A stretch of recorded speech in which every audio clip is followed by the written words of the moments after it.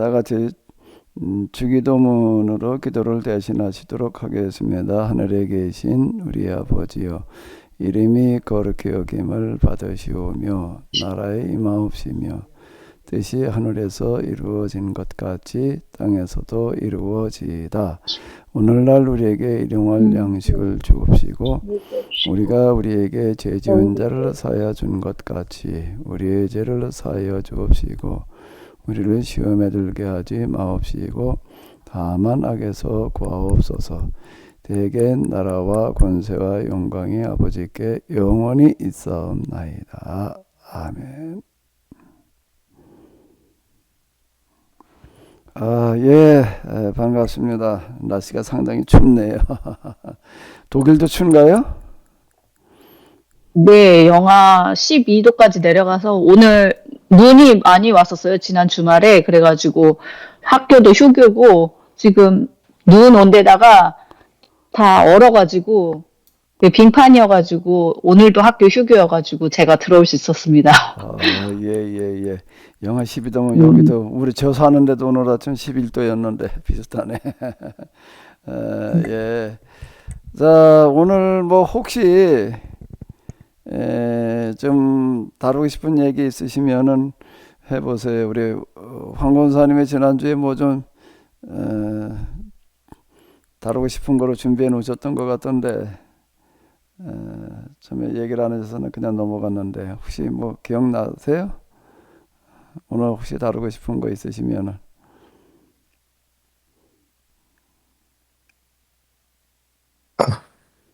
아닙니다. 저번 주에 제가 뭐 따로 이렇게 제안하거나 다루고 싶었던 걸 말했던 것 같지는 않습니다. 예. 그러면 이제 우리가 영성사역, 그리고 지금 이제 요셉 프로젝트 뭐 이제 이런 이름으로다가 지금 진행을 이제 하고 있는데 여기 이렇게 보게 되면 이제 영성사역 그리고 요셉 프로젝트 이제 이래 놨잖아요. 뭐 이제 이거를 우리가 다시 한번 좀 이렇게 생각을 해보도록 하겠습니다.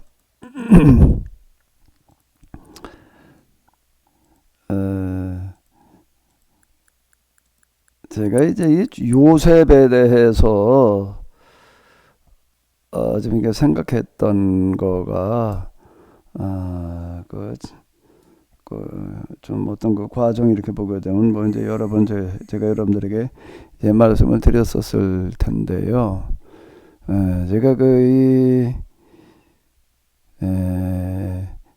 세미나를 시작하고 나서 이제 얼마쯤 된 다음에 이제 이 합의류의 길을 쓰게 되고 합의류의 길이라고 하는 거 그 초판을 쓰고 그리고 이제 세미나를 좀 다니는 와중에 이제 그걸 쓰게 된 건데요.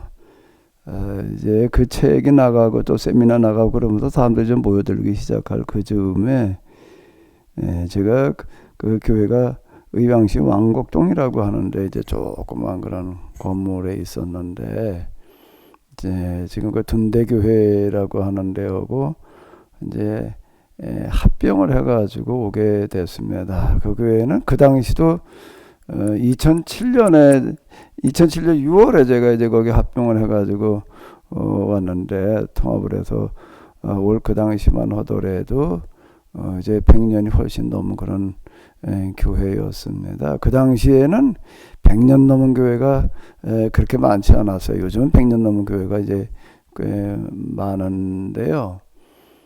이제 그 교회를 이렇게 왔는데 올해 역사는 오래됐지만은 교인들은 한 67명 정도 됐습니다.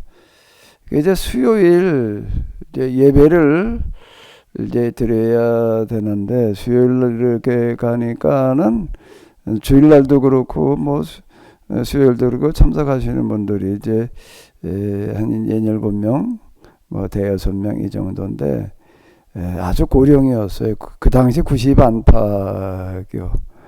요즘은 90 넘은 분들이 많은 것 같아요. 이제 웬만하면 90 넘는 것 같아요. 근데 그때는 90 넘는 분이 정말 드물 때입니다. 그때만 하더라도요.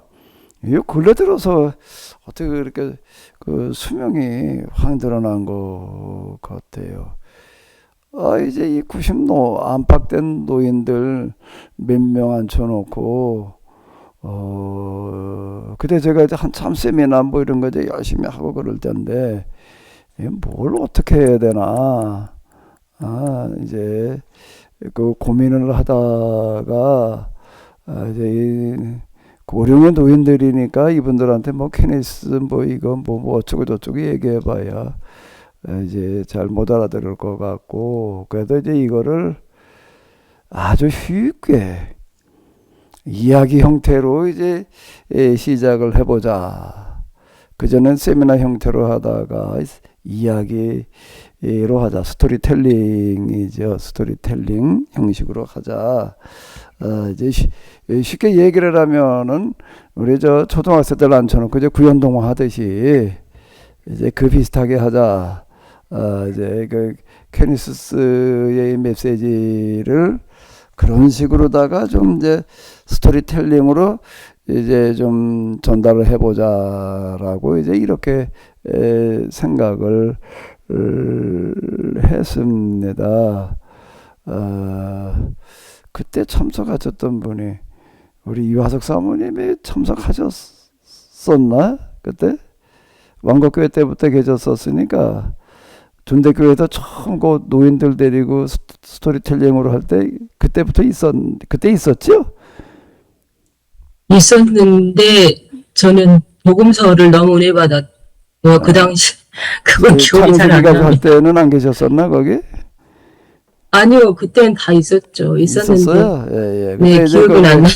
존대교회 교인들 이제 몇 명하고 그때 수요일 날 낮에 오전에 이제 예배를 드렸는데 오전에 예배 드리고 점심 먹고 이제 이런 식으로 다 그걸 했는데 또 저희 교회 이제 왕곡교회에서 이제 또 사람이 막 모여올 때예요. 우선고등학교도 예배 드리고 뭐 이제 이럴 때인데 또 낮에 이제 올 수 있는 분들 이렇게 해가지고서 아마 한 20여 명 됐을려나. 또 목사님들도 이제 그 세미나랑 오고 그런 분들이 또 이제 몇 명 오고 이러고 해가지고서 이제 수요 예배를 드리게 되는데 쉽게 이야기로 하자. 이야기 세미나를 이제 하는 거야. 뭘 가지고 할까 하다가 이제 창세기 천지 창조부터 시작을 해가지고서 쭉 이제 이렇게 전개를 해 나갔는데요. 그 창세기를 이제 이렇게 쭉 이어서 해석을 해보는 거는 저도 처음이었어요. 처음이었는데 이제 해석을 하다가 미리 그걸 저게 해석을 해보고 가서 이렇게 하는 그런 게 아니라 이제 그 시간에 맞춰 가지고서 쭉 이제 같이 이렇게 해석을 해 나가는데 제가 놀란 게 전혀 다르게 해석이 되어지는 거예요.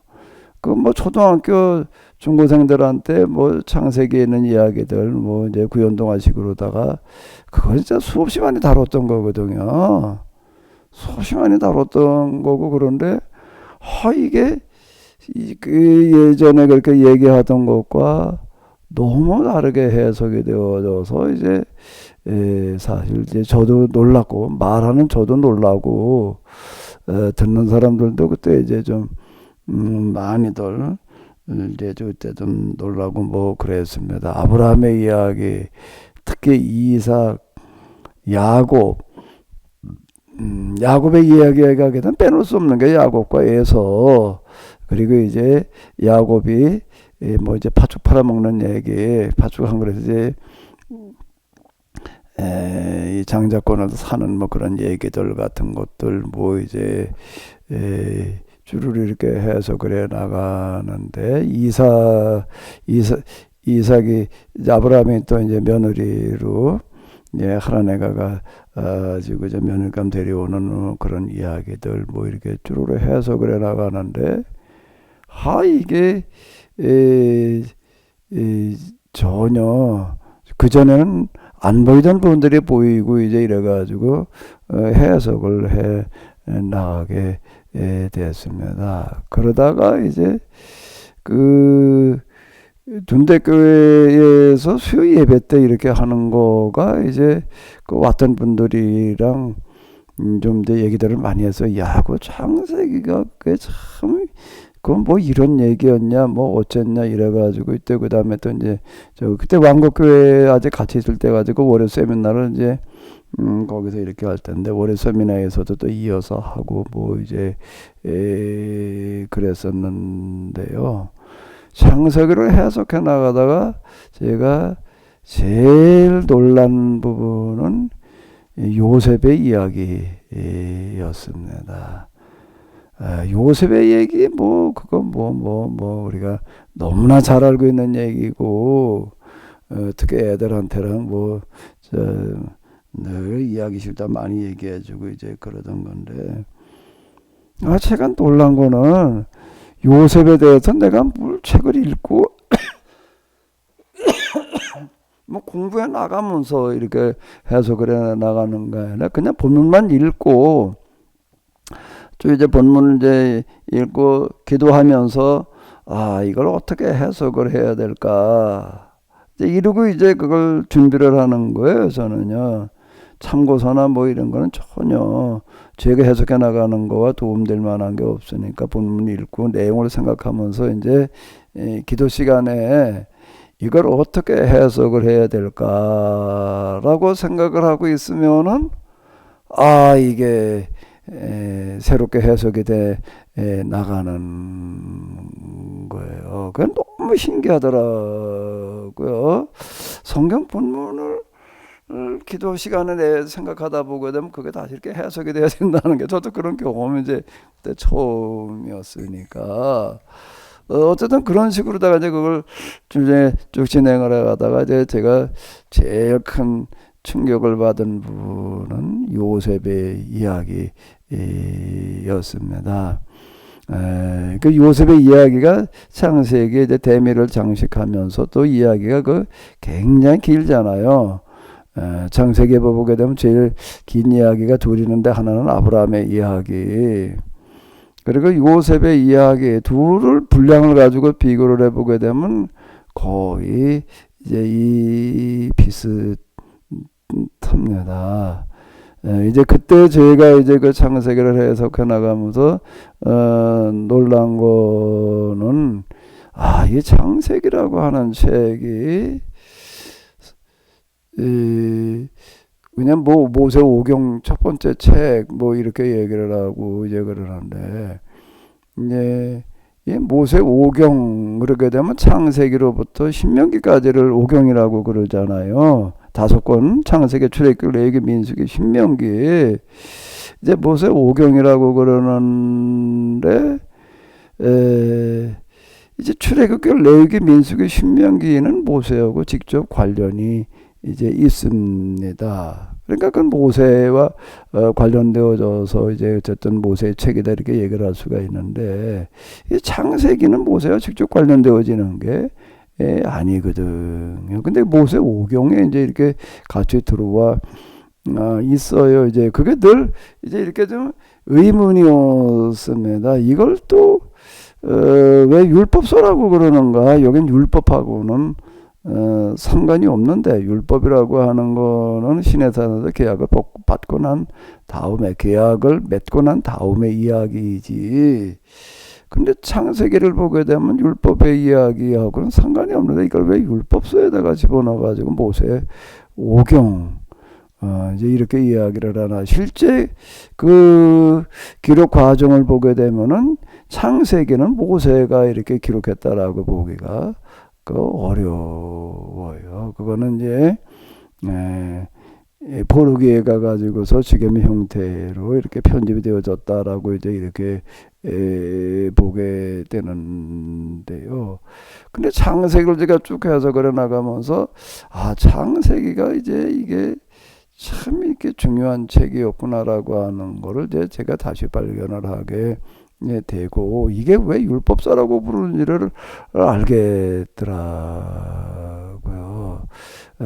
출애굽기에서 신명기는 법조문 형태의 율법서이고 이건 이제 이 창세기는 이야기 율법서다. 이제 그때 제가 이제 이렇게 생각을 하게 된 거예요. 율법서, 계약법이라고 하는 게 이제 뭔가 하게 되면은 어떻게 이스라엘을 통해서 하나님께서 온 세상에 이제 거룩한 나라, 신분지 빈부의 격차가 없는 그런 나라를 이제 만들어 가실 건가라고 하는 거를 다루고 있는 책이 출애굽기에서 신명기에까지 이르는 이제 그런 책인데, 그런데 이게 이제 창세기를 보니까는 창세기에서 이미 개괄이라고 그래야 될까, 도비라고 그럴까를 다루고 있다라고 하는 거예요. 아브라함에서 특히 요셉에 이르는 그런 이야기가 이렇게 보게 되면은 어떻게 아브라함, 이삭, 야곱, 그 요셉을 통해 가지고 이제 모세가 후에 꿈꿨던 이스라엘을 통해서 온 세상에 거룩한 나라를 만들까라고 하는 것들을 이미 여기에서 전개시키고 있었다. 아브라함이 꿈꾸던 그런 거룩한 나라라고 하는 거를 요셉이 애굽에 내려가 가지고서 실현시키는 이런 이야기. 이제 이게 이제 딱 서로 좀 조합이 맞더라고요. 창세기에 들어와 있는 그런 내용이 이제 출애굽기, 레위기, 민수기, 그리고 신명기, 그리고 이제 여호수아서를 통해서 가나안에 들어가 가지고 거룩한 나라를 이제 만들어 나가는 어떤 그런 이야기인데, 그 이전에 이미 한번 이제 그 비슷한 이야기들을 다루고 있다라고 하는 건데, 그 하이라이트가 절정 이제 요셉인데, 그 이전에는 요셉이 애굽에 내려가 가지고서 거룩한 나라를 만드는 이야기로 보이지를 않았던 거예요. 그래서 이 성경이라는 게 참 이제 그때도 제가 이 성경이 정말 놀랍다라고 생각을 한 거는 뭔가라고 하게 되면은, 예수님께서 비유로 말씀하신 거를 이렇게 보게 되면은, 천국은 마치 뭐뭐와 같으니, 이제 겨자씨 하늘과 같으니, 기타 등등 이렇게 이제 얘기를 하시는데, 그 중에 하나가 이제 뭔가 하면 밭에 감추인 보화와 같으니, 이제 이렇게 말씀을 하셨는데요. 성경이라고 하는 거가 그때 제가 이제 처음 이렇게 해석해 나가면서 느끼는 어떤 이런 것은 뭔가 하면, 이게 가리워져 있구나. 가려져 있어서 문자로만 들여다보게 되면은 이게 안 보이는 거야. 밭에 감추인 보화라고 하는 거는 뭔가 밭은 이제 못 쓰는 밭, 자갈밭, 그냥 이런 밭들을 얘기를 하는 건데, 겉으로 보기에는 전혀 쓸모없는 황무지처럼 보이는데 거기에 이제 보화가 감춰져 있다라고 하는 건데요. 제가 그걸 아주 정말 이제 실감나게 경험을 했습니다. 야곱과 에서의 이야기도 보게 되면, 제대로만 놓고 보게 되면 야곱이라고 하는 사람은 아주 그냥 간사하고 이기적이고 이런 사람으로만 이렇게 보이는 그런 건데, 그 뒤로 넘어가게 되면 전혀 그게 아니거든요. 겉에 보이는 거하고 문자로 볼 때 보이는 거하고 담겨져 있는 내용으로 다 들어가서 보게 되면은 전혀 다른 이야기입니다. 이제 이걸 읽어내야 되는 건데, 그게 이제 이 통찰력이고, 성령이 임하시게 되면은 이제 여기 영성사역이라고 하는 거가 이제 뭔가라고 하게 되면 성령사역이에요. 성령사, 영성의 뒤집어서 읽으면 이제 성령이 되는 건데요. 그 성령사역이라고 하는 거는 이제 이면을 들여다보는 어떤 이제 그런 일로부터 시작이 되어지는 어떤 이런 건데, 그거 첫걸음이 일단 성경이 다시 보이더라. 문자 너머에 의미가 보이는 어떤 이런 건데, 요셉의 이야기도 이렇게 보게 되면, 겉으로 보게 되면 요셉이 어렸을 때 꿈을 꿨다가 나중에 그가 이제 애굽에 내려가서 총리가 돼가지고서 이제 형들이 찾아와서 이제 절하는 거를 보고 이제 요셉이 꿨던 꿈이라고 하는 거가 이제 형들과 같이 나가서 곡식단을 비웠는데 자기 곡식단에 요셉이 비우는 곡식단에 형들이 빈 곡식단이라도 절하더라 뭐 그런 얘기. 그 다음에 또 이제 뭐 두 번째 꿈은 하늘의 해와 달과 11 별들이 자기를 보고 뭐 절을 하더라. 그러니까 이제 형들이 그거 이제 화낸 거 아니에요. 막 우리가 그 뭐 널 섬겨야 된다는 얘기냐, 뭐냐, 뭐 이래가지고 이제 시기해가지고 팔아먹고 뭐 이제 그러는 얘기들인데 그래가지고 이제 거기 보게 되면 좀 그렇게 나와 있습니다. 형들이 와도 절을 하는 걸 보고 뭐 옛날에 꿨던 꿈을 생각했다. 뭐 이러니까 문제만 따라가 보게 되면은 그때 꾼 꿈이 이렇게 해서 이제 실현되어졌다. 이제 이렇게 되는 거예요. 그리고 이제 꿈이 그렇게 이제 이루어졌다.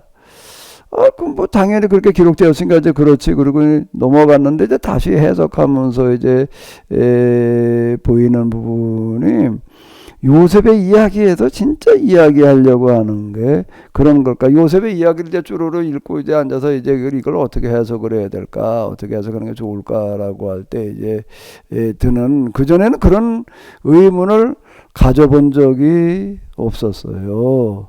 무슨 의미인가? 요셉이 뭐 형들한테 절 받아가지고 꿈이 이루어졌어. 그냥 그렇게 그러니까 그 꿈대로 됐어. 그냥 그리고 아무런 의문을 가지지를 않았습니다.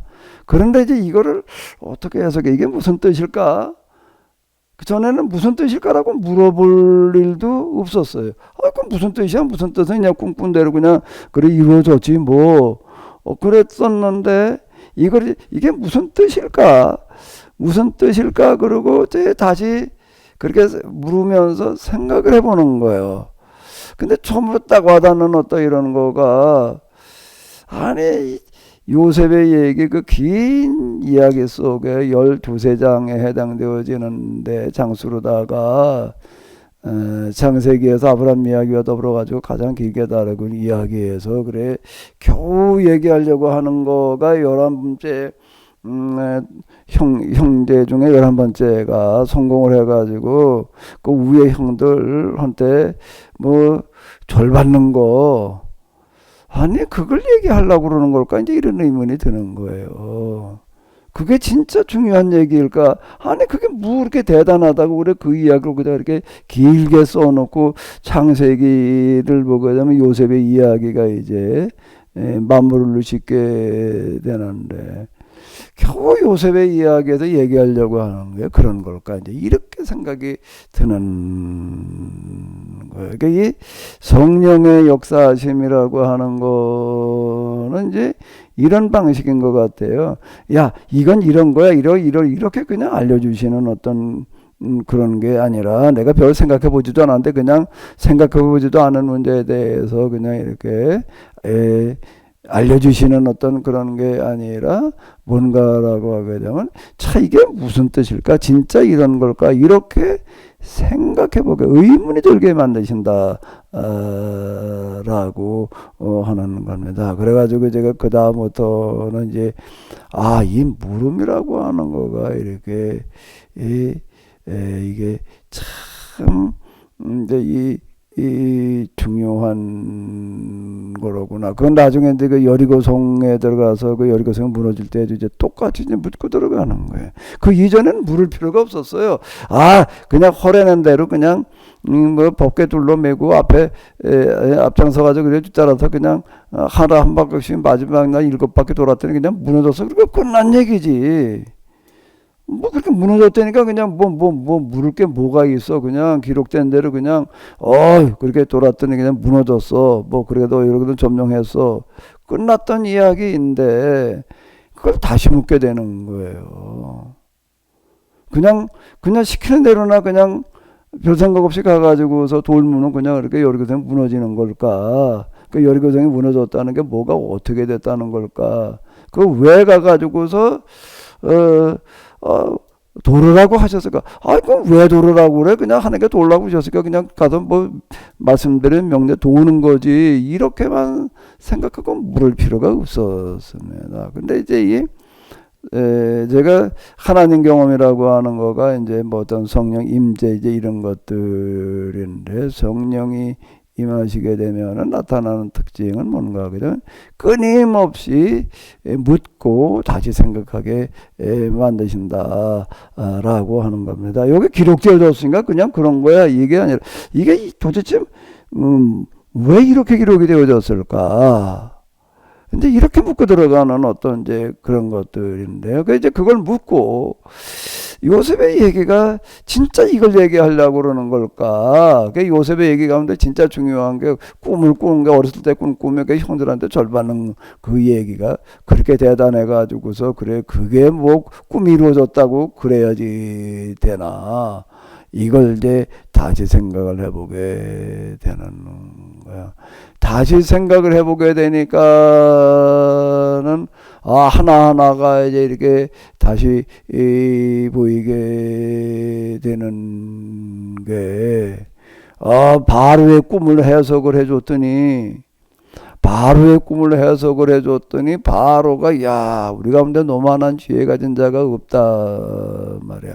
어디서 우리가 또 이런 지혜를 가진 자를 이제 만날 수 있겠느냐? 네가 내 왕권을 대응을 해라.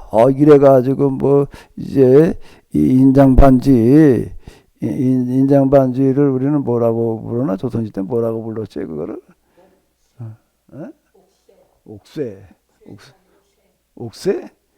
옥새라고 부르나? 그걸 넘겨줬단 말이야. 그 바로가 뭐라고 얘기를 하게 되면, 내가 너보다 높은 거는 이 자리뿐이다. 네가 실제로 이 나라를 통치해라. 뭐 하나님께서 그렇게 그냥 뭐 은혜를 베푸자 이러고 끝났는데, 그런데 다시 묻게 되는 거예요. 아니 왜 왕권을 전부 넘겨줄까?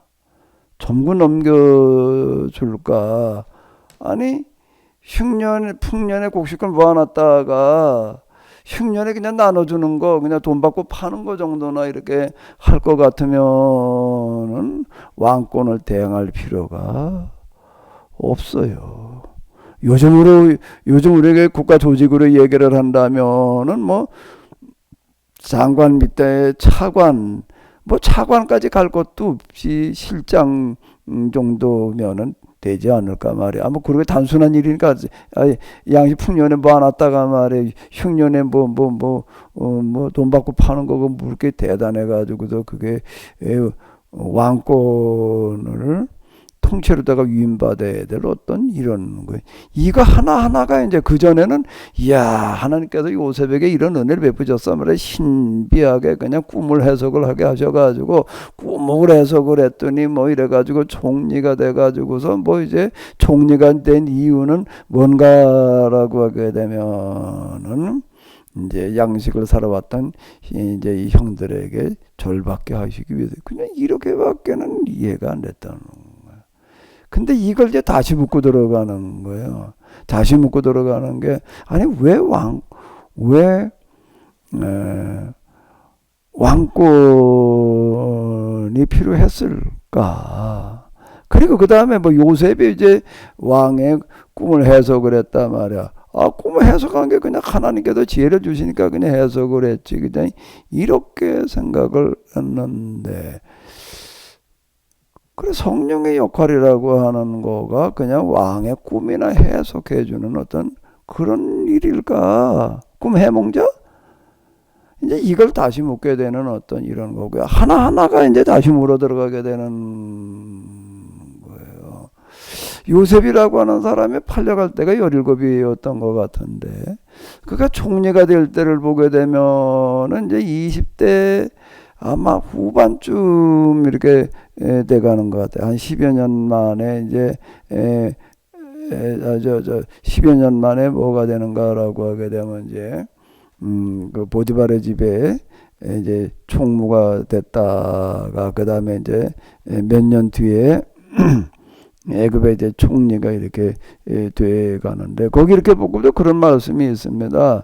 요셉이 하는 일마다 형통하게 하셨다. 이래가지고서요, 그전에는 물을 필요가 없어요. 하나님께서 요셉에게 복을 주셔가지고 하늘마다 그냥 잘 되게 하셨어. 자, 이렇게 얘기하고 그냥 넘어갔습니다. 어떻게 해서 그가 형통했을지 이런 거는 생각을 해본 적이 없는 거예요. 근데 이거 하나하나를 다시 묻고 들어가는 거예요. 다시 묻고 들어가다가 보니까 다시 보이는 일들이 일어났다라고 하는 건데, 그건 아브라함의 이야기에서도 이제 이 마찬가지고요. 아브라함의 이야기에서도 그 전에는 물을 필요가 없었습니다. 그냥 하나님께서 아브라함에게 말씀하셨단 말이야. 본토 친척 아비 집을 떠나라. 그래서 아브라함이 떠났다. 그랬더니 복을 받았다. 물을 게 뭐가 있어요, 그게요. 왜 아브라함에게 말씀하셨어? 그건 하나님 마음이지 하나님께서 선택하셔서 예정하셔서 부르셔서 물을 게 없습니다. 물을 게 없어요. 그건 물을 게 없고 물어서도 안 될 것 같고 그렇게 기록되어 있으니까 그냥 그대로 믿으면 되는 거지 아브라함이 한 건 그냥 하나님 말씀에 순종한 거고. 근데 이제 이게 성령이 임하고 나니까는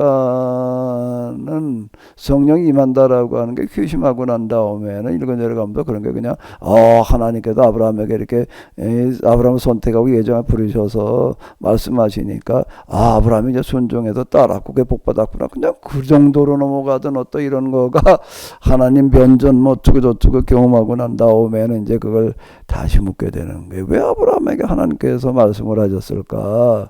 예정 선택? 왜 아브라함을 예정하셨을까? 그러면 이렇게 형평성이 어긋나는 게 되는 거예요.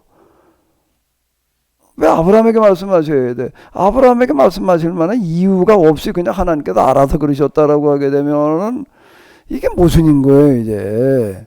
모순인 거예요. 아브라함에게는 그러셨고, 어쩌면 왜 나한테는 안 그러셔? 이러면 이게 설명이 안 되는 거야. 그건 하나님 마음이지. 이제 이러고 그건 묻지 마라. 그냥 믿어. 그냥 기록된 대로 믿어. 이제 이렇게 얘기하고 넘어가던 거가 이제 넘어가지지가 않는 거예요. 그러니까 이제 상식, 자명, 이제 인과론. 제가 이제 인과론이라고 이제 자꾸 이렇게 얘기를 하고, 원인이 있어야지 결과가 있는 거지. 하나님께서 만드신 만물 가운데 보게 되면 인과론이라고 하는 거가 들어있잖아. 인과론이라는 그 법이요. 아니 땐 굴뚝에 연기가 나겠어요. 원인이 있으니까 결과가 있는 거지. 제가 이제 자연의 법과 구원의 법, 이게 십자가 법이라고, 십자가의 구원의 법이라고 하는 거가 그냥 특별한 그냥 이런 건 줄 알았더니, 이제 그 회심이라고 하는 경험을 하고 난 다음에는 십자가 이게 특별한 거였구나 이래가지고 우리가 구원받는 거 이러고 넘어갔던 거가 다시 이제 성령을 받고 나니까는 뭐가 보이는가 하면 십자가의 구원의 법의 특별한 특별법이 아니라 자연 속에 들어있는 생명체가 동식물이 살아가는 일반법이더라고요. 그전에는 특별법과 일반법 구분을 해가지고 특별 은총으로 구원받는 거지 일반 은총으로 자연 은총으로 구원받는 게 아니야. 이제 이렇게 됐던 거가 이제 다시 고쳐지는 어떤 이제 그런 일이 이제 있었는데 마찬가지로 여기도 또 묻게 되는 거예요.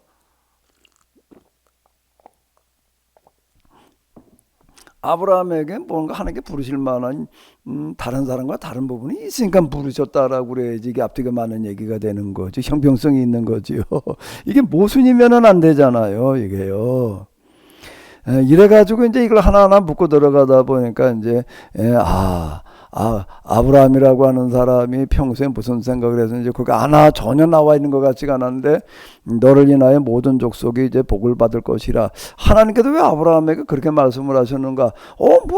말씀대로 순종하니까 본토집 아비 집을 떠나라고 그랬으니까 그냥 하나님께 그렇게 복을 주셨다. 이제 순종해서 복을 주셨다. 이러고 넘어갔던 거가 이 속에 아브라함이 평소에 무슨 생각을 했는지가 여기 이렇게 감추어져 있었구나. 이래가지고 제가 이제 은폐 함축 암시라고 하는 거를 이제 비로소 그때부터 생각하게 된 거예요. 성경 아주 함축된 본문 속에 함축된 본문 속에 그 중요한 의미가 감춰져 있는데 감춰져서 꼭꼭 그냥 숨어가지고 전혀 못 찾게 만들어져 있는 거 아니라 머리카락은 보이는 거예요. 그게 은폐 감촉 암시적인 방식으로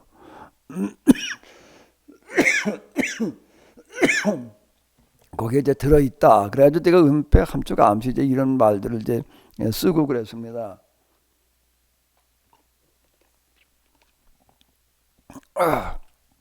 이제 구약을 전공해가지고서 뭐 이제 학위를 받고 뭐 이제 구약 성경 해석하고 그러는 이제 어떤 교수하고 뭐 저 가까운 친구가 있어요. 그 친구하고 좀 얘기를 하다가 이제 이 구약 성경 이렇게 보니까 본문에 그 말하려고 하는 내용들이 은폐 감촉 암시가 되어져 있는 것 같다 그랬더니 그게 뭐니?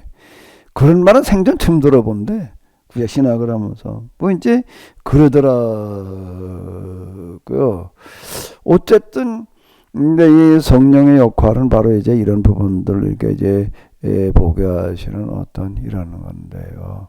그러니까 요셉의 이야기까지를 이렇게 쭉 해석을 해놓고 나니까 비로소 창세기라고 하는 책이 그냥 천지 창조의 이야기 전 역사로 이제 11장까지 12장부터 이제 요셉의 구속사가 뭐 시작되어진다 뭐 이제 그러고 넘어갔던 거가 다시 보이는 게 창세기는 성경 전체에 개론이고 요약이 되어져 있구나. 실론 하나님 어떤 분이시냐 인간 만든 인간론 이런 거 이제 그 다음에 뭔가 그 다음에 이제 심판 아담이 이제 선악과를 먹고 뭐 그다음에 가인 뭐 그다음에 또 이제 뭔가라고 하게 되면은 바벨탑 이런 이제 심판의 이야기가 이제 들어 있고 그다음에 또 이제 구원의 이야기가 들어 있다. 노아의 이야기 그리고 이제 이 요셉의 이야기 아브라함에서부터 요셉에 이르는 그런 이야기가 이제 하나의 구원사로 이 땅에 거룩한 나라 요셉이 거기서 진짜 신분지 빈배 격차가 없는 그런 나라를 만들어 놓잖아요. 이 창세기 속에 이런 중요한 주제가 다 들어있다. 이제 이렇게 보인 거예요. 이 부분이요. 이거를 뭘 제가 이거저거 참고서를 읽고 어디 가도 배워가지고 이거 아니라 이걸 금방 말씀드린 대로 스토리텔링식으로 얘기를 하려고 하다가 보니까 이 이야기는 어떻게 해석을 해야 될까? 이게 무슨 뜻일까? 왜 이렇지? 그러니까 이렇게 이제 보이더라. 라고 하는 건데 제가 하나님을 경험하고 나니까 성경이 다시 보이더라. 이제 이게 무슨 뜻인가 하면 성경이 그냥 저절로 보였다는 얘기가 아니라 뭐가 보이나 하면은 의문이 보인 거예요. 묻게 되는 거예요. 비로소. 저는 물을 필요가 없었어요. 묻긴 뭘 물어. 그냥 뭐 하나님께서 노아에게 그냥 말씀하셨지. 노아 선택 예정 이제 이러고 그냥 노아는 하나님 말씀대로 그냥 순종한 거지. 이제 명령과 순종 이제 이런 도식이어서 물을 필요나 뭐가 있었나? 왜 노아에게 물으셨느냐? 이제 이렇게 얘기를 하게 되는 거고요. 하나하나가 그냥 넘어가지는 게 없는 게. 내가 이제 이런 거를 통해 가지고도 이제 조금 뒤에 뭐가 만들어졌냐면 신명기식 성경 공부라고 하는 게 만들어지는 겁니다. 신명기식 성경 공부라는 거 본문을 읽어놓고 돌아가면서 질문 던지게 하는 거예요. 그건 제가 이제 하나님 앞에서 배웠던 대로 그대로 갖다가 거기다 적용한 겁니다. 제가 이미 하나 해본 거를 질문을 던질 걸 다 던져봐야지 되는 거예요. 그전에 질문을 던질 필요가 없었어요. 질문 던지는 게 중요한 게 아니라 하나님 말씀대로 그냥 믿고 순종하는 게 중요한 거예요. 그러니까 물을 게 없었어요. 질문할 것도 없었고 생각해 볼 일도 없고 열심히 올라가지고 더 열심 순종 뭐 이제 이런 거였죠. 근데 이게 이제 도식이 바꾸어지는 어떤 이제 이런 거였는데, 신명기 성경 공부라고 하는 거는 제가 이제 이렇게 얘기를 하는 거예요. 본물 하나 읽어놓고 혼자 하든 둘이 하든 몇 명이 돌아가면서, 혼자 하면 혼자 계속 물을 수 있는 걸 다 물어보는 거예요, 거기서요. 둘이 하면 돌아가면서 물어보고, 셋이 하면 넷이 하면 이제 돌아가면서 질문 하나씩 던져가지고서 이제 어떻게 하냐면 더 이상 질문할 게 없을 때까지 묻는 거예요. 그 다음에는 어떻게 하는가라고 하게 되면은 내가 질문한 사람한테 그 질문한 거에 대해서 답을 말해라가 아니라 네가 한번 생각을 말해봐라.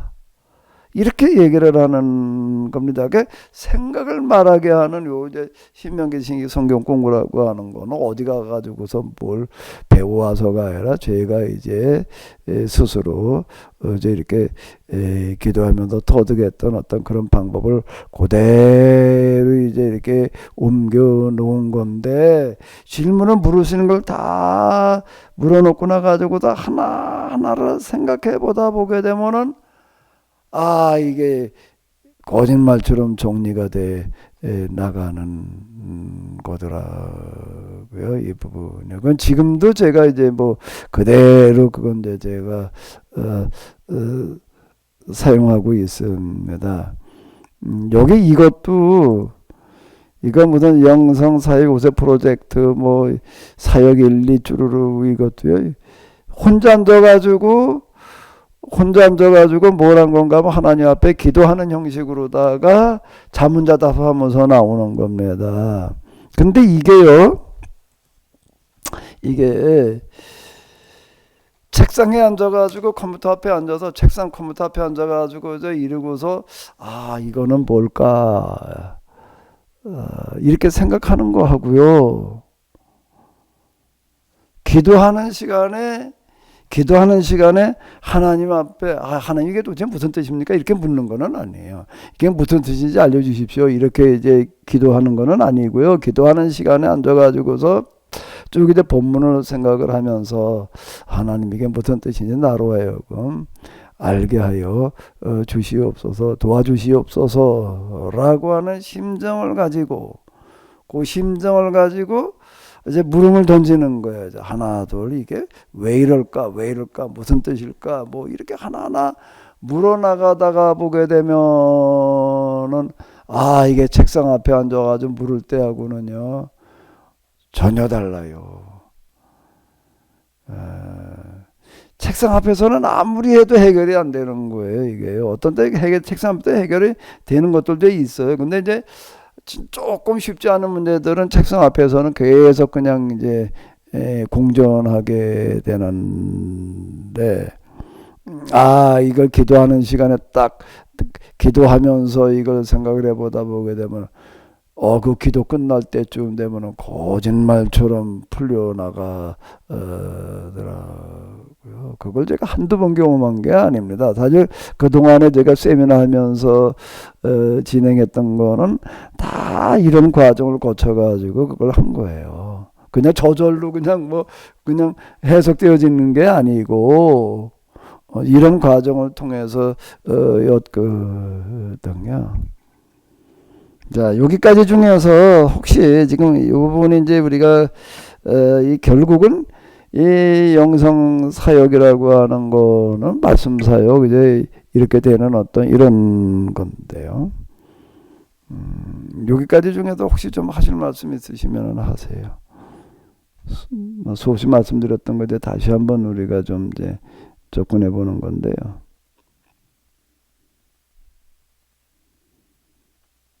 그럼 여러분들은 이제 그동안 여기 케니스 같이 이렇게 추가하시면서 혼자 이렇게 해보신 적이 있을 거 아니에요. 이화석 사모님 한번 좀 얘기 좀 해봐. 여기서 그래도 케니스를 접한 지가 제일 오래된 사람인 것 같은데. 목사님 제일 오래되지 않았어요. 이화석 사모님 이화석 사모님의 경험을 얘기를 해봐. 이 부분에 대해서 제가 얘기한 것처럼 한번 해본 적이 있으신지. 이제 뭐 성경을 보려면 이제 이 계약사 관점으로 캐노시스 영성사 관점으로 봐야 된다는 그런 생각을 늘 가지고 있는데 제가 저는 목사님 지금 말씀하신 것이 정말 옳은가 그른가에 대한 고민 속에서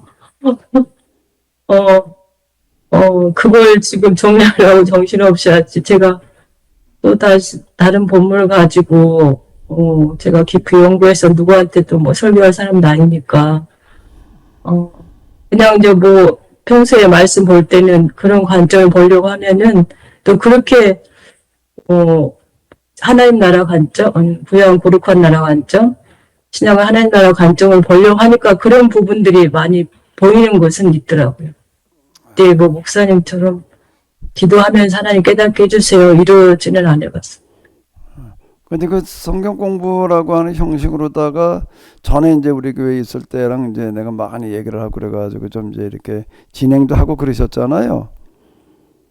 네네네. 근데 그건 참 재밌게 잘했습니다. 그러니까 그게 이제 뭔가라고 하게 되면은 신명식 네. 성경 공부라고 제가 이제 이렇게 얘기한 부분은 어떻게 더 터득이 됐나 하면은 제가 했던 방법이 그대로 옮겨진 거예요. 그거는요. 네. 그거 어디 가서 배워온 것도 아니고 그 이제 유사한 네. 거가 하브루타 방식 이제 이스라엘 사람들이 이제 그런 어떤 건데 이제 이게 제가 신명식 성경 공부 이렇게 얘기할 때쯤에는 이 방법을 이제 이렇게 정리를 해놓고 나가서 또 많이 물었습니다. 이 방법이라는 게 과연 어떤 성격을 가지는 걸까? 기존의 이제 성경 해석법들하고 이제 좀 이렇게 쭉 비교 분석을 해보는 거예요. 기존의 해석법이라고 하는 거는 이제 우리 신학에서 이제 하는 그런 여러 가지 방법들, 등의 문소설 뭐 어쩌고 저쩌고 해가지고 하는 것들, 그런 신학자들이 사용하는 그런 방법들, 이제 거기에 이제 이제 고등 비평의 방식들 이런 것들 이제 쭉 있어요. 역사 비평 이런 것들 이제 양식 비평법 편집 비평 이제 이게 다 그것들 얘기를 하는 건데 거기서 사용하는 그런 방식들과 또 이제 비교를 해보고 그리고 이제 우리 기독교 서점에 가게 되면은 많이 있잖아요. 제자 훈련 무슨 CCC 무슨 교재 성경 공부 교재들이 어마어마하게 많더라고요. 어마어마하게 많아요. 제가 신명기 성경 공부 그런 거 가지고 얘기할 쯤에는 서점에 가가지고서 성경 공부하는 어떤 그런 교재들 안 사온 게 없을 만큼 다 구해다가 도대체 여기서는 뭘 어떻게 하는 건가? 그건 거의 다 단답형이고 이제 그런 식이더라고요. 지금 어떤 방식으로다가 성경 공부를 하고 있나라고 하는 거, 그건 다 몇 번 그냥 서점을 들락거리면서 다 갖다 이제 들춰봐가면서 비교 분석해보고 이제 그런 거예요. 내가 혹시 그래도 뭔가 놓친 게 있지 않을까. 그래도 이제 이거를 새로운 하나의 성경 공부 방식을 제시를 하려고 한다면은 기존에 어떤 방식으로 전개들이 되고 있는지 이제 양쪽으로 제가 이제 비교 분석을 보는 게 하나는 이제 성서 신학자들이 성경 해석했던 방법. 다시 이제 지금 르네상스 종교개 이후에 근현대에 이르러서 이제 이 성서 신학이 이제 쭉 전개가 되어져 왔는데 그건 사실 이제 성경 해석학이라고 이렇게 얘기를 할 수가 있어요. 거기에도 쭉 이제 해석해서 지금 이제 이게 문학 비평까지 이렇게 왔는데 그 이전에는 이제 양식 비평 이런 거 얘기 많이 하다가 편집 비평 그리고 이제 문학 비평 이제 이렇게 오고 그러는데 여기서 해석하는 그런 방식들. 그다음에 이제 교회 내에서는 또 이제 뭐 제자 훈련 무슨 저거 여러 형태들이 많은 거예요. 그거는 물론 이제 다 우리나라에도 개발된 것들이 거의 아니에요. 그건 이제 외국에도 이제 사용된 방법도 갖다가 이제 주로 번역해가지고 쓰고 있는데 그런 것들이기는 한데 그걸 갖다가 이제 저는 저 나름대로 다 비교 분석해 본 거예요. 비교 분석해 보면서 지금 이 제가 얘기하는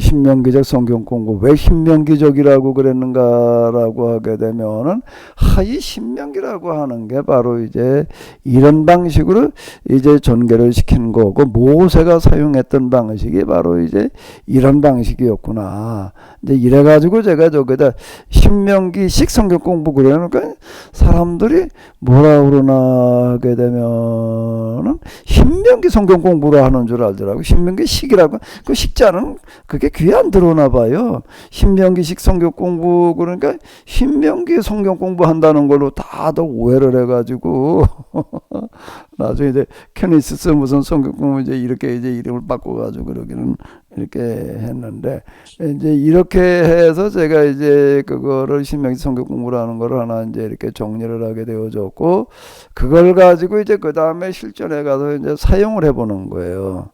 사용을 해보는 거는 우리 세미나에서 이제 서산에서 그 서산 세미나 하우스에서 할 때 이제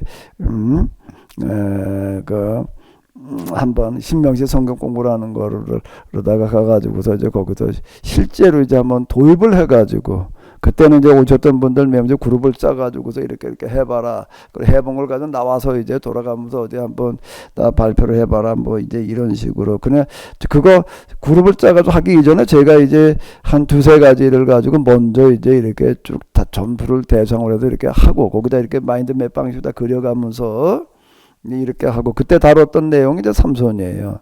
삼손이 제가 이제 그때 다뤘던 것 중에 하나 삼손이라고 하는 이야기를 쭈루루 읽어보게 되면 그냥 나신으로서 어마어마한 힘이 줬지만은 그걸 잘못 사용해가지고서 주색잡기 이런 데로 이제 사용돼가지고서 그냥 비참해졌다가 뭐 마지막에 뭐 이제 용수다 죽는 얘기 정도로밖에는 이제 안 보이는데 이걸 신명기 성경 공부로다가 질문으로 해봐라 그러고서 질문을 한 다음에 질문한 걸 다시 한번 생각해봐라.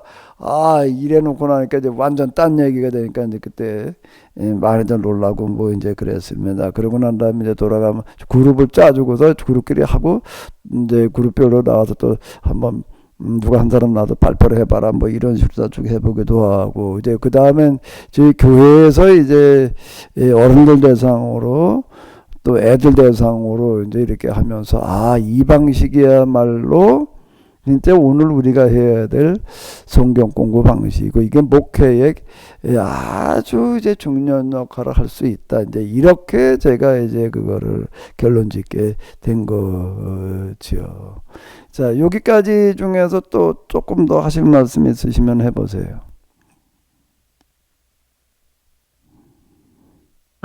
제가 지금 이 부분 신명기 성경 공부에 대해서는 제가 좀 하고 싶은 말이 꽤 있거든요, 목사님. 네, 얘기해보세요. 그냥 경험한 게 좀 몇 번 있어가지고 저는 집집마다 다니면서 하시기도 하고 그랬던 걸로 내가 기억하는데 얘기해. 네, 먼저 최초에는 저 왕국교회 있을 때 이제 여러 지역에서 사람들이 몰려오기 시작해가지고 그때 이제 뭐 일산에서도 어디 분포마 아무튼 주변에 이 수도권 있는 지역에서 사람들이 오니까 그분들하고 이제 이 합의로 길 책을 가지고 집집마다 돌아다니면서 이 질문 토론식을 성경 공부를 했었거든요. 그러니까 뭐 그때는 한참 오전 10시에 만나가지고 계속 질문 토론식을 하다가 점심 먹고 오후까지 또 하고 이제 헤어지고 그랬던 적이 있거든요. 그래서 그때부터 그 질문 토론식을 하는 게 정말 예전 구속사 신앙에 이제 절여 있었는데 개혁사로 이렇게 성경을 보려고 하니까 얼마나 질문이 많겠어요. 그래서 거기에 다 그 목사님 책을 가지고 했던 기억이 나고 그때 추억이 많이 남아 있거든요. 그리고 네네. 그리고 또 이제 그 어린아이들 성경 공부해가지고 많은 그런 좋은 경험을 많이 한 적이 있습니다. 언제까 또 말씀드릴 기회가 있겠지만은 저는 그래서 이 질문 토론식 공부가 단지 이제 올바른 신앙이 됐지만은 자기 생각을 정리해서 발표하고 또 어떤 상상력을 키우고 자기 표현력을 키우고 어떤 창의적인 생각 이런 것들을 훈련시키고 또 근본을 향해서 알 수 있는 그런 사고 훈련까지 다 겸해서 할 수 있다는 데서 정말 어린아이든 어른이든 정말 이 방법은 정말 탁월한 방법이라는 그 신뢰를 가지고 있습니다.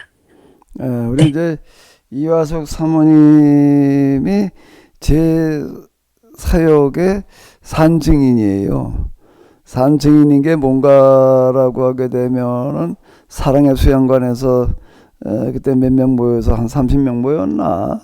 세미나 할 때 이제 처음 왔었죠. 거기 사랑의 수양관이었다고. 거기가 이제 그때 그 누가 데리고 왔었지? 그분 그저 이석분 전도사님이 소개를 해가지고서 같이 왔었는데 그때 남편 돌아가신 지 얼마 안 됐을 때였잖아요. 그리고서 이제 그때 거기 와가지고서 그 듣고 나서 이제 우리 교회로 출석하기 시작을 했는데 그 당수동에 사시면서 그때는 아주 이제 시작할 초기였기 때문에 아직 교인이 몇 명 안 될 때예요. 몇 명 안 될 때인데 이제 몇 달 지나면서 갑자기 사람들이 모여오기 시작을 해가지고 몇 달 만에 이제 주변에 우성고등학교라고 이제 그쪽 강단으로 가가지고서 이제 이렇게 있게 됐고 또 얼마 있다가 이제 둔대교회를 또 이제 통합해가지고 오게 됐고 이제 우리 교회 또 이제 우리 사모님이 또 이제 전도사로 사역을 하셨기 때문에 그 과정을 아주 뭐 누구보다도 제일 이제 이렇게 잘 알고 계시는데요. 지금 제가 여기 이 부분에 이제 제 교회 사역 이래가지고 이제 어떤 여기 사람이 어떤 방식으로 이제 모여오고 이제 이렇게 되고 그 다음에 여기 이제 교파 교단 통합운동 근데 교회 통합운동, 뭐 종교 통합운동 이래가지고 사람이 모여지게 되면은 뭐 사람 모여온다고 끝이 아니잖아요.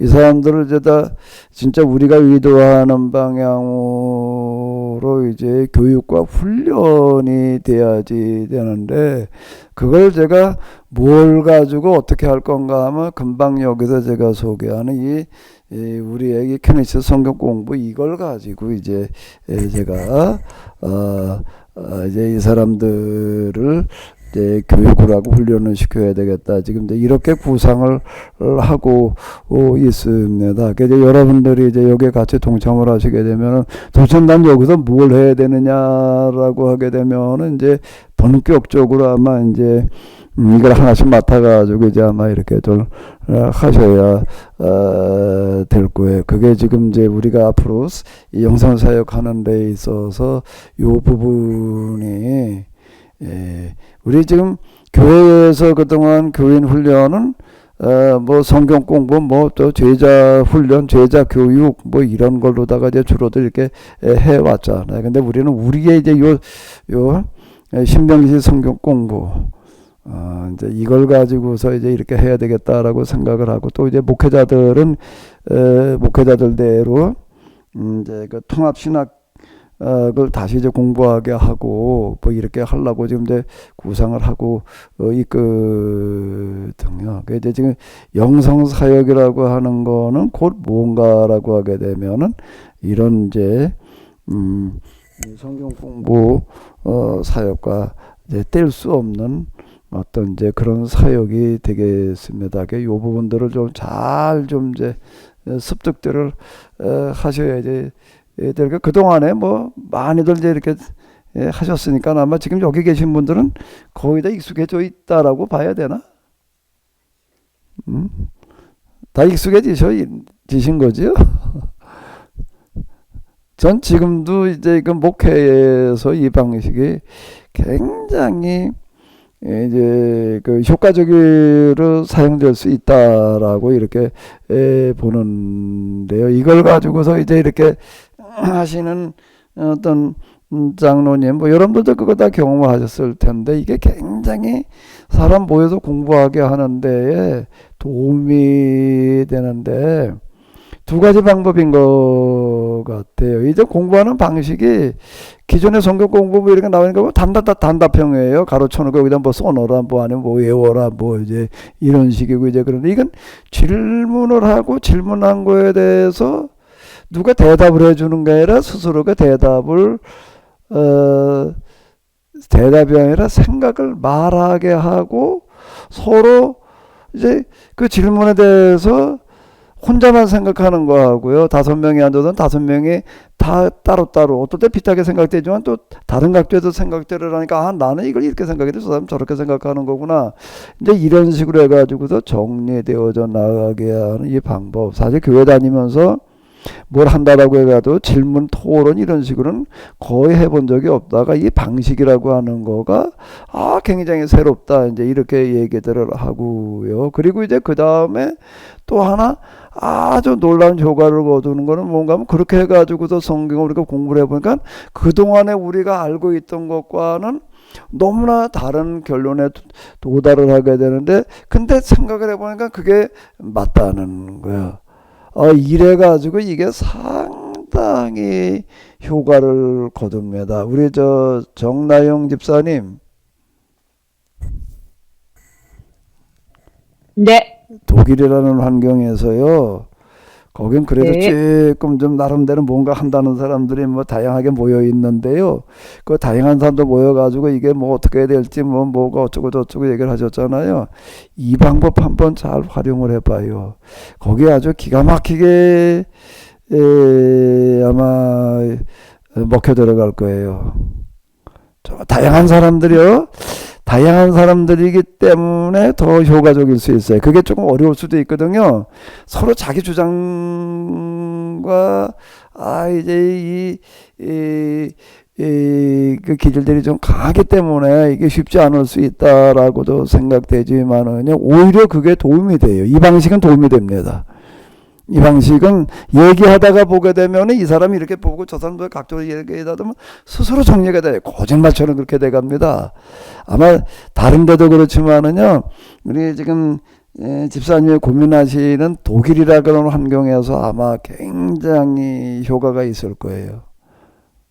특히 애들한테도 그렇고요. 네. 어른보다도 제 경험에 비해서도 어른들 대상으로 해보고 목사님들만도 대상으로 해보고 어른들 대상으로 해보고 또 이제 그 다음에 애들 대상으로 해보면은요.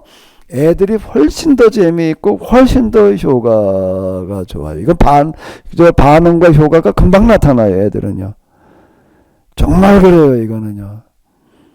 2월부터 제가 이제 투입이 되거든요. 1월 달에 뭐가 정리가 안 돼가지고 2월에 시작을 하는데 우연치 않게 2월 첫째 주 말씀이 창세기 50장 말씀이에요. 요셉이 네. 이제 아버지 돌아가시고 나서 형들이 겁을 먹고 이제 원수를 갚을 것 같은 그 두려움에서 이제 그런 내용의 이제 요셉이 그렇지 않은 거에 대한 설교를 해야 되는 상황이에요. 저희 부교역자 목사님이 안 계시고 전도사님도 안 계셔가지고 제가 설교를 해야 되는 상황인데 목사님 주신 창세기 책도 보고 있거든요.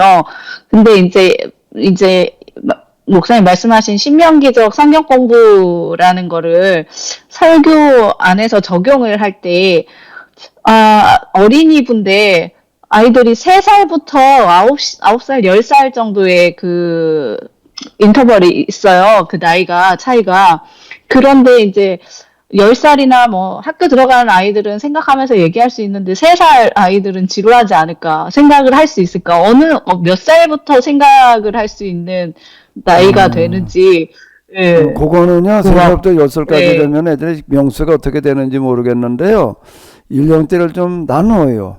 3살부터 10살까지 같이 앉혀놓고서는 쉽지는 않고 초등학교 상위 그룹부터 중학교까지는 같이 할 수도 있는데 3살부터 10살까지는 같이 하기가 쉽지 않을 것 같아요. 이제 밑에 층은 좀 밑에 층대로 따로 하고, 좀 3살부터 10살까지면은 한 2그룹이나 3그룹으로 나눠가지고 이제 하는 게 좋지 않을까라고 이렇게 생각이 되는데, 인원수는요, 1대1이 효과로, 애들인 경우에 1대1이 제일 효과가 좋은 것 같아요. 아니면 2명, 3명, 5명쯤 되면은 그거를 다 이렇게 집중적으로 끌고 가기가 조금 쉽지가 않아요. 그런가 하면 이제 애들로 하여금 말하게 하고 이제 인도자는 들어주는 방식인데, 애들은 어른하고 달라가지고 5명으로도 한 애가 누가 말하면 4명은 이제 들어야 된단 말이지. 여기가 이제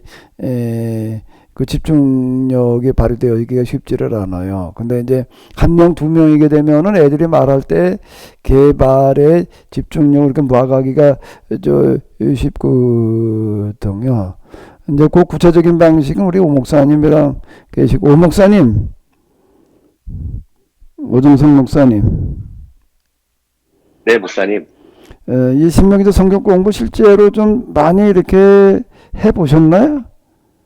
듣기만 하신 건가? 실제로 저요? 좀 진행해 보셨나요?